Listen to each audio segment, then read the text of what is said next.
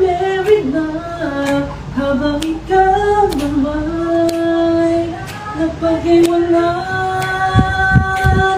Ilang taon ka na, wala ka pang jowa. Lahat ng barkada mo ay may asawa na. Sadyang pilikan ba o sobra kang choosy?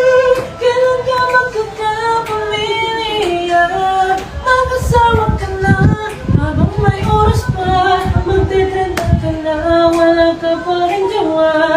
Baka magsisi ka, forever ka single. At pagkatatanda kang dalaga.